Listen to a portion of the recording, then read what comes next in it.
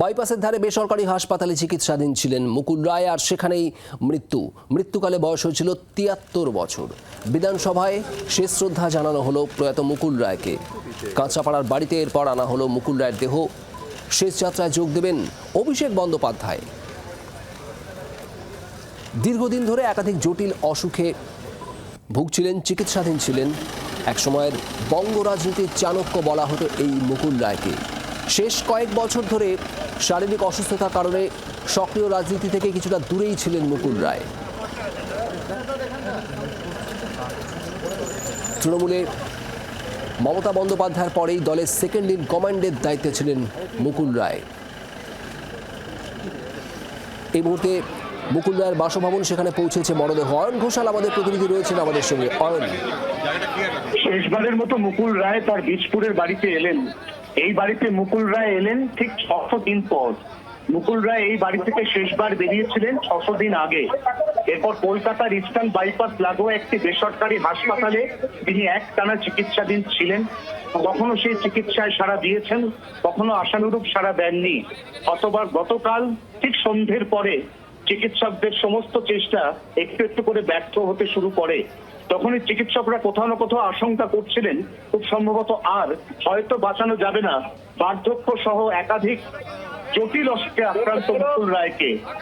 এরপর গতকাল ঠিক রাত ১টা ৩৫ একটি ম্যাসিভ কার্ডিয়াক অ্যারেস্ট তার শিকার হন মুকুল রায়। এবং সেই যে অ্যারেস্ট, সেই অ্যারেস্টের যে অভিঘাত, এই অভিঘাত আর সামলাতে পারেননি চিকিৎসকরা। এবং তারা রাত ১টা ৪৫ মুকুল রায়কে অফিসিয়ালি মৃত বলে ঘোষণা করার পরে এই বীজপুরের বাড়িতে নেমে আসে শোকের ছায়া। সকাল থেকে একটার পর একটা পাড়ায় ছড়িয়ে পড়ে তার মৃত্যু সংবাদ। প্রচুর মানুষ তখন থেকে অপেক্ষার প্রহর গুনছিলেন মুকুল রায়কে একবার শেষ দেখা দেখতে পাওয়ার। এরপর ঘড়ির কাঁটায় যখন বেলা ২:২৫ বাজে, তখন মুকুল রায়ের সববাহী শকট সমন্বিত কনভয় গ্রিন করিডোরের মাধ্যমে কলকাতার ওই হাসপাতাল থেকে বিধানসভা হয়ে সোজা পৌঁছয়ে মুকুল রায়ের বীজপুরের এই বাসভবনে। এই বাসভবনের রাস্তার দুপাশে আমরা এই মুহূর্তে যে ছবি দেখতে পাচ্ছি, তাতে কোথাও না কোথাও একেবারে পরিষ্কার মুকুল রায়ের এই মৃত্যু তার এলাকার বাসিন্দাদের অত্যন্ত আবেগপ্রবণ এবং শোকাতুর করে তুলেছে। তার কারণ মুকুল রায় হয়ে ওঠেননি, মুকুল রায় যখন সংসদীয় রাজনীতিতে পা রাখেননি, যখন মুকুল রায় নিছকই একজন সাংগঠনিক নেতা, তখন থেকেই মুকুল রায় এই এলাকার মানুষকে অনেক কিছু দিয়েছেন। সমস্ত রকমের মানুষের সাথে অবাধে মিশতে পারার ক্ষমতা মুকুল রায় একটা স্বভাব প্রসিদ্ধ ক্ষমতা ছিল। সেই কারণে এই পাড়া, এই এলাকা এবং আশপাশের দূর দূরান্তের একাধিক এলাকার মানুষ তারা যখনই মুকুল রায়ের কাছে কোনো সাহায্য চেয়ে এসেছেন, তারা পেয়েছেন। এবং সেই কারণেই আজ মুকুল রায়ের চলে যাওয়া একজন দীর্ঘ বর্ষিয়ান পোড় খাওয়া রাজনীতিবিদের পাশাপাশি তাদের কাছে একটি পারিবারিক লস। এবং সেই পারিবারিক লস যে ব্যক্তিটির জন্য তাকে শেষ দেখা দেখতে এই মুহূর্তে শুধুমাত্র এলাকাবাসী এখানে এসেছেন এমনটা নয়, তার পাশাপাশি এসেছেন তৃণমূল কংগ্রেসের সর্বভারতীয় সাধারণ সম্পাদক অভিষেক বন্দ্যোপাধ্যায়। এবং যেটা এখনো পর্যন্ত খবর, সেটা হচ্ছে অভিষেক বন্দ্যোপাধ্যায় মুকুল রায়ের এই বীজপুরের বাড়ি, এখান থেকে যে ঘাটে তার দাহ কার্য সম্পন্ন হবে সেই ঘাট পর্যন্ত হাঁটবেন। নিঃসন্দেহে তৃণমূল কংগ্রেস তাদের তরফ থেকে আজকে সকাল থেকে আমরা বাইপাসের ওই বেসরকারি হাসপাতালে একাধিক নেতা মন্ত্রী তাদের উপস্থিতি, তাদের আনাগোনা আমাদের চোখে পড়েছে। তার মধ্যে অবশ্যই ছিলেন যেখানে ওই হাসপাতাল সেখানকার স্থানীয় বিধায়ক সুজিত বসু, যিনি রাজ্যের মন্ত্রী।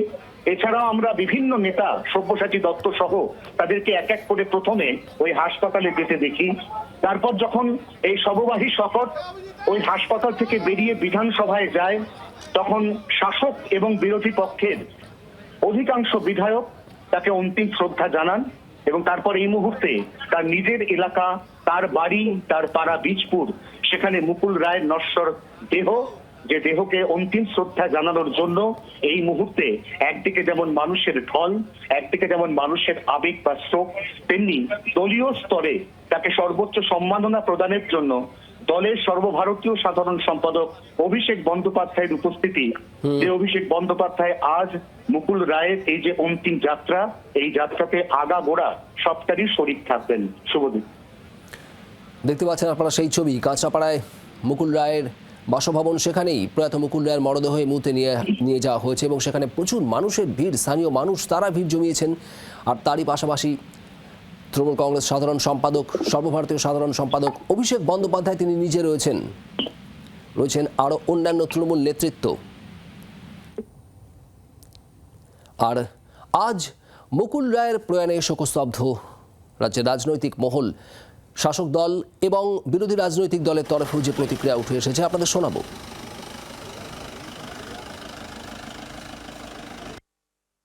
আমাদের সকলের মুকুলদা অত্যন্ত আপন, অত্যন্ত প্রিয়, মিষ্টিভাষী।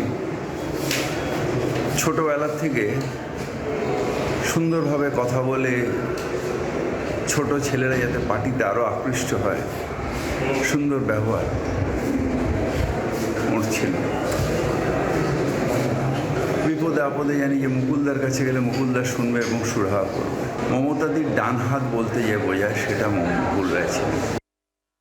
রাত্রেই জেনেছি আমাকে মুকুলদার যে প্রাক্তন সহায়ক ছিল স্বপন আমাকে রাত্রে 2:30টায় জানায়। তারপরে আমি সকাল থেকে খোঁজ খবর রেখেছিলাম, আমি সোশ্যাল মিডিয়াতেও দিয়ে শ্রদ্ধা জানিয়েছি। বিধানসভায় দেহ আসলে আমাদের বিজেপি এমএলএরা সেখানে মাল্যদান করবেন এবং আমি ঘণ্টাখানিক আগে হাপুনের সঙ্গেও টেলিফোনে কথা বলেছি। তিনি একজন রাজনীতিবিদ ছিলেন, আমার সঙ্গে ব্যক্তিগত সম্পর্ক অত্যন্ত সুমধুর ছিল।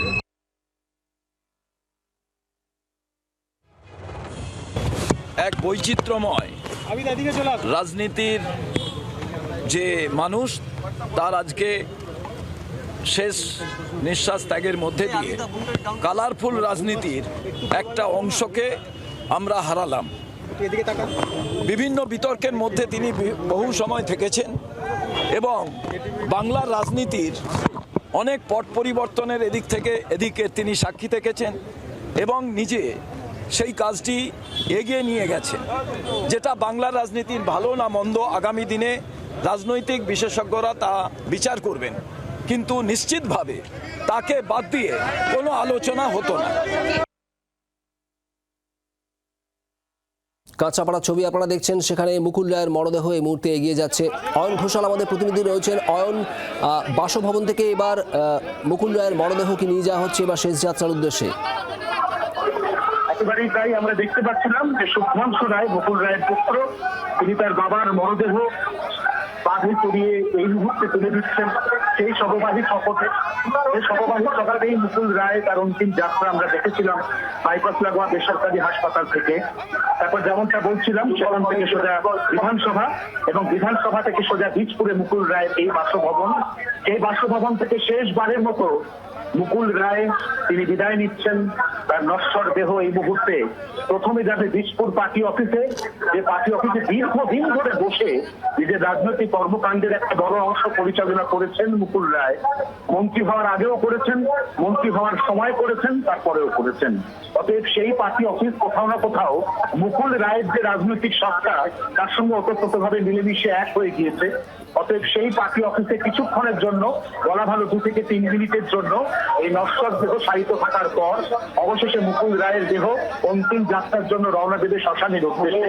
এবং যেমনটা আগেই বলছিলাম যে একেবারে এই শুরু থেকে শেষ, অর্থাৎ অন্তিম যাত্রা সম্পূর্ণ যে নির্ঘণ্ট বা লগ্ন, এই লগ্ন মেনে তৃণমূল কংগ্রেসের সর্বভারতীয় সাধারণ সম্পাদক অভিষেক বন্দ্যোপাধ্যায় তিনি হাঁটবেন তার যে শ্রদ্ধা, তার অন্তরের শেষ শ্রদ্ধা নিবেদন করতে প্রয়াত মুকুল রায়ের প্রতি। ধন্যবাদ।